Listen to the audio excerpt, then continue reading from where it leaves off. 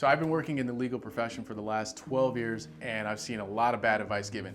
These are the 3 worst tips that lawyers still believe today. Number 1, build it and they will come. Many attorneys think that as long as they do quality work, that they will create an enduring law firm that goes until the end of time.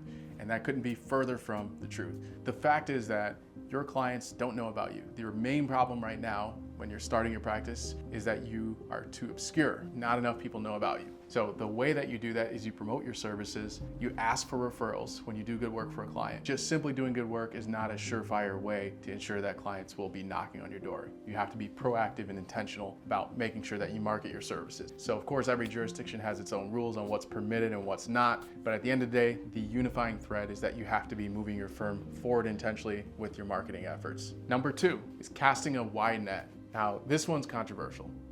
I've witnessed some of the most well-known and respected lawyer business development coaches instructing their clients to go after the broadest segment of the market as possible, to be that full service law firm. Now, in my humble opinion, this is the worst tactic.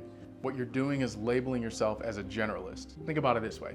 When a client has an issue that they perceive as complex, they're searching for a specialist to be able to advise them, create a strategy, and then move forward with purpose. Now, you cannot possibly understand your client's world, their motives, the things that make them tick, if you're simply a generalist. So at the end of the day, this just means you dilute your legal services, all of your marketing efforts are less effective, and at the end of the day, you cannot charge as much for your legal services because you never pay the family medicine doctor the same rate as you pay the specialist heart surgeon, right? It's just a different grade of professional. So my recommendation would be to find your vertical, find your niche, whether it be personal injury, medical negligence, torts work, litigation, whatever it may be for you, but find that and stick to it, move forward confidently. And last but not least, understand what's a feature and what's a bug in your legal services model. Now, in plain English, what I'm getting at here is that many attorneys think that when they encounter friction, that this signals that there's a larger issue that's underlying within their firm. But you just have to recognize that some practice areas have inherent issues that aren't actually issues, but they're just a reality of that particular practice area.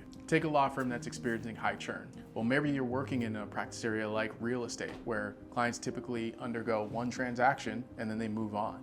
Now, instead of forcing retention out of your clients, you just have to recognize that that's a feature of that practice area rather than a bug. And you'll need to price your services accordingly to make sure that you accommodate for that.